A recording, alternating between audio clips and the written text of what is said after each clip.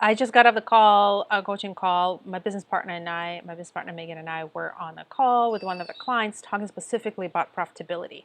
So this is, while it's still fresh in my mind, I wanted to share this because I know right now profitability for any business is always a thing, right? That's the ultimate goal. But I think now that we are at the doorsteps of recession, or recession is at our doorsteps, I think it's extremely important. We are now, how we work and how we speak and how we help, we're doubling down on profitability, because the key is, for a business, if you're on Amazon, the key is not necessarily completely stop, right? So you can not avoid going out of business, right? But it's really getting to the recession, but figuring it out how you shift, if you need to shift anything, to be in a better cash flow position, grow potentially your business, right? Depending on your niche, and kind of a really adjust to new costs, new environment, new constraints, and so on. So, right. So let's talk specifically. This is the brand that we, walk through profitabilities in the food business. They have seasonality element. Right now, they are in right now summer in North America. So in slow season for them, and they're also right now not using a base, so they have fulfillment costs that is merchant fulfilled, right? And I think this, again, because of the dip in sales, there is that figuring out, okay, how that's going to look like until the Q4, which is the majority of sales are going to come in for this brand, to make sure that with the rising costs they are comfortable position and can close with profit by the end of the year. So let's kind of a look at, so when we look at profitability, there are two levers, right? Two ways that I like to think about it is, at least in the short term, right? That how can you increase revenue without increasing cost, right? Or only incremental cost, or how can you reduce cost without impacting revenue, right? Because those are two ideal scenarios. Of course, they're not always going to play out, but if when I think about that way, without changing business model, right? So extracting more profit is really, in a short term, is how I suggest to approach it. So let's talk to the first one, is the revenue generation without additional cost. So the first bucket, so what we looked at is the product offer, including with this brand. I think it's first and foremost, we always start with a product offer. So first of all, if you have any items under $10, in this case, because the work with us, they don't have any, so it's because we just don't allow that, right? So under $10, and if you are on Seller Central, you need to get rid of that and create a higher entry product, right? So then increasing, the second one is increasing your price. Again, I'm talking in Seller Central. Vendor Central is a different story. If you sell direct on Amazon, Seller Central, right now the silver lining is, because of the inflation, costs increases are expected. Expected by consumers, expected by businesses, expected by vendors across the board. So you have to be mindful how your pricing is in off Amazon to make sure you don't run into buy box suppression. But you need to, if you haven't, look at increasing your price. I would suggest not to go crazy by more than like 10-15%. But if you're going to do it, this is the time. It's not just a matter of survival, but also, again, this is the environment where it's going to be, there is a higher tolerance for that, because there is expectation of that. The next one is, we looked at, again, with this brand, so because they're food brand, we looked at creating higher variation of products that are already selling. So it's really, we're talking about higher unit and higher selling price, because part of their cost, if you're looking at single SKU, you're going to have shipping. Let's say in this case they're merchant fulfilled, so the shipping cost, setting, let's say 7 units, single units versus 5, is few cents, right? So obviously here your gain from revenue after fees needs to be higher than your increase in shipping costs. With FBA, there is that based on the percentage, but the FBA calculator, you can break it down easily to look at what's going to be your net payout, because you don't want to end up selling more in order to lose more, right? So, but that's one lever. Definitely, we always look within product offer category. So create a bundle, right? Again, in the higher, if you're not really sure, you're sure you know what the complementary products are, variety packs or bundle of complementary products. Look through from your order history, what our customers are buying to give you an idea, additional ideas, right? So it's all about really tweaking your product offer without creating higher cost on your end in terms of, changing formulation of a product. But it's about getting higher profit percentage per selling unit, okay? So that's product offer. Then we looked at, we're ready, like for example, with this brand, we're ready to look through our brand presence. What is going to be here giving you revenue without doing additional cost? What happens often we see is with brands that they have digital assets that are not being fully maximized on Amazon. Specifically, I'm talking about video. So first go to video. Connecting your head, video equates to more profit, because at least we are right now on Amazon, videos are going to be converting higher. And I think with the social media domination, I don't think that's really going to change. Nobody's reading now. Nobody reads anymore, except super detail-oriented people and Amazon SEO algorithm. But video ads, so that could be used in ads. I just said video ads, but also in your product pages. So look at the short, under 45 seconds. Obviously, it needs to be well done. But if you don't have that, add that. Add infographic or some visual. So this is where there's a cost, but it's fairly small, right? Creating punchy kind of an infographic on the visual, because when we talk about product page and we want to give sales lift, we immediately look at visuals. I preach about this over and over because we see this in our work as practitioners, right? As living in Amazon space, that's what really gives that punch in conversion rates. So reviewing your visuals and your assets that perhaps you're not using on Amazon. The next one, let's look at advertising. You are probably running advertising, like in this case, the Amazon, this brand, they're doing advertising, but because we are in a low season for that category, we did turn advertising down. So I'll talk about advertising in the cost reduction section, but here for revenue generation piece lever, using those ads that you added on product pages, using them in videos. Okay, test video ads again. Often for us it converts better. There are sometimes even cheaper, right?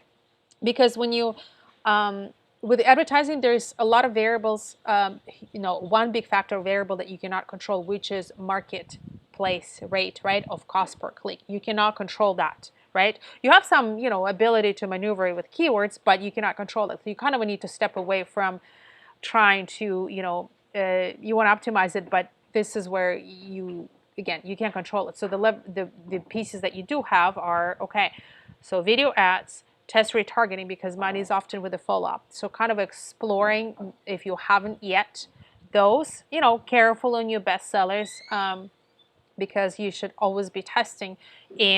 But these are these two that I'm giving you, video ads and retargeting, where we see consistently kind of a better revenue, so less risk if we're talking about getting profit, more profit quicker. This is where I'm giving you, I'm mindful of the context that it's something that's higher probability, right, regardless of the product that you're in a category. Okay, so those are how can we get more revenue without adding costs, which will give us more profit, right? So now let's look at our cost reduction. Can we reduce costs without impacting revenue? Because you can completely turn off ads. You can fire, if you're working with an agency, you can fire your Amazon agency, right? But there is obviously, it does make sense for some things that you still need to continue to do to run a business. So with cost reduction element, it's really, a lot of it is heavy on operations.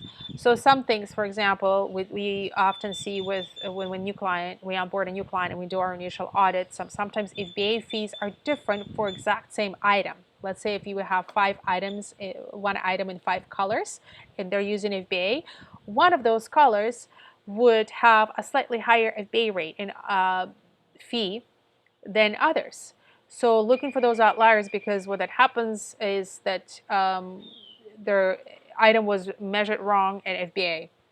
So I think Amazon has gotten better about this over the years, but just look at it. It doesn't take long. Look through that, and whatever is the outlier, that's a higher outlier, then ask them to remeasure. Obviously, if you have one, if it's the other way around, don't ask them to remeasure, right? Because they made a mistake and you're paying less fee, but unfortunately, it doesn't happen as often as that first case. So review your FBA fees for any potentially wrong measured item for variations. Now, shipping. So with, again, this client that we just spent time on the call, we talked a lot about shipping because they are shipping right now themselves, and they're using 3PL that is fairly rigid in the boxes they use for multiple items, meaning if I make, I don't know, two orders on multiple orders at the same time, they're not really grouping. If it's going to, Janie Smith in Missouri, they're not really grouping that. It's all kind of going in separate. So we talked about really what is the room, what is the flexibility to look at combining multiple items in one box. Obviously, if you do your own fulfillment, you have that flexibility, right? But also, I know having, just through work with our clients, where sometimes when there is somebody on the team, they can really spend time looking at, again, this is if you fulfill yourself, looking at how much can you squeeze in the lowest rate, right, of a box without compromising product delivery. That's really worthwhile because those things add up, right? So, and when if we're talking about modifying your offers, align those with your packaging if you fulfill yourself, right? Look at that, what makes sense, because again, you don't want to end up with higher selling price and your profit per single SKU is the same, right? So really look at the packaging. Can you squeeze a little bit more there if you fulfill yourself? Or can you, increase count and still put it in the same box, right? Because usually some type of flat rate, some type of flat fee, right? Regardless of carrier, with only small increase in weight, right? So that would be a big one for those who fulfill yourself. If you are shipping to FBA, look at, if you're still doing boxes, look at pallets. Pallets always win.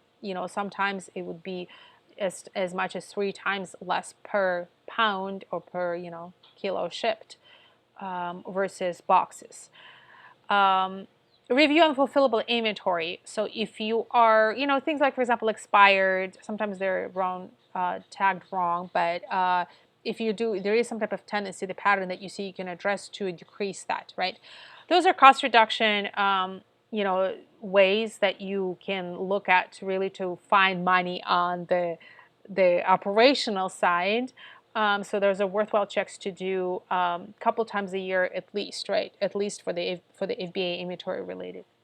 Now let's look at advertising as a way to reduce cost on that without impacting revenue, right? So ideally we want to decrease the ad spend and the ad revenue to be at least the same or maybe even more, right? So here I'm going to mention the kind of an ongoing optimization. It's a thing, right? So you just have to be always looking for, it's a constant loop of, okay, how can I improve? Where can I tweak things, right? So that's just an ongoing process, but specifically, so it's really the 2 things I'm going to mention are within that kind of optimization and adapting to season, to environment, and so on. The first, explore more niche long tail keywords. So for example, you have your main keyword. So let's say organic granola. It's really hard to get away from that keyword if you are organic granola. You kind of have to be present on advertising marketplace with that, but it's also going to be on because it's the main keyword, it's really the top of the funnel, really going to be expensive. So look at the longer tail through either ways the customers search based on their interest, on their type, or maybe a type of activity that they need that granola for, or ingredients and so on.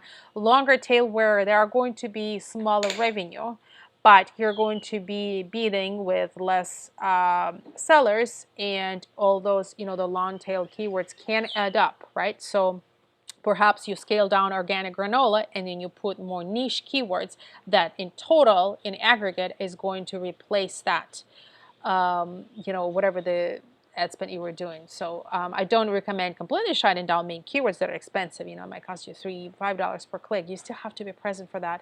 But that's a way, longer tail keywords, more niche keywords is a way to augment that and without dropping revenue. So the second one is, if you are in, look at what hasn't sold in the last 30 days that you had inventory for, obviously.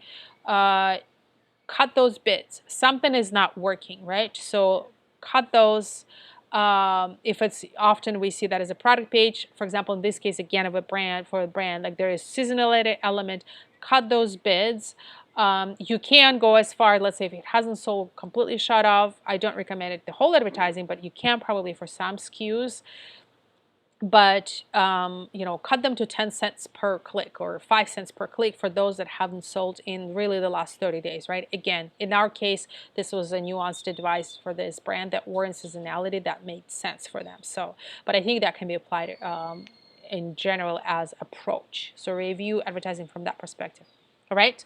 So these are things to for you to look through in.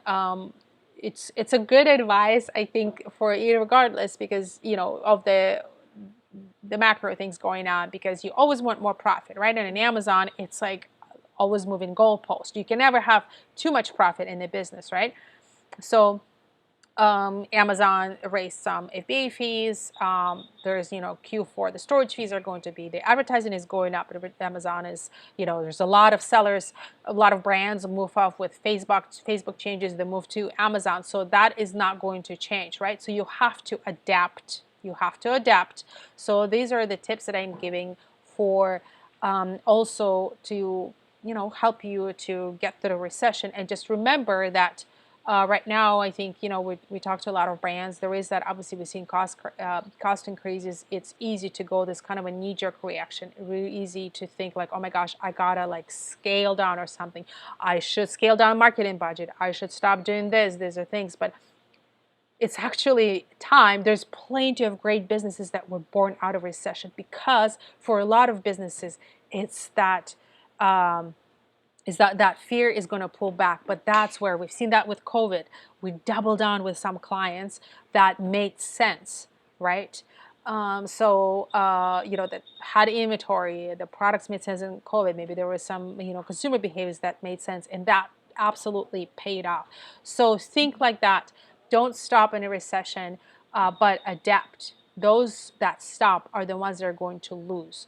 And again, with profitability, it's about moving to your next goalpost, right? You may need to figure out, what's your absolute minimum, but also the better you can put yourself in a cash flow position, right? The more likely you'll be, the one standing and the end of it. So I don't want to sound doom and gloom, but I'm going to be talking about this more and more in the upcoming months, because I want to see you, on Amazon this year and next year, and get ahead, because some will not. So I don't want it to be you. So, but if you have any questions with profitability, if you want to have the kind of a similar, talk through audit of your profit and giving you, there's my business partner and I, with two of us on a phone, to really taking it all, put it on the table, and figuring out where you can get more profit quickly. So leave a comment, message. You can find us at redrocksecommerce.com, also on LinkedIn, and we'll talk soon.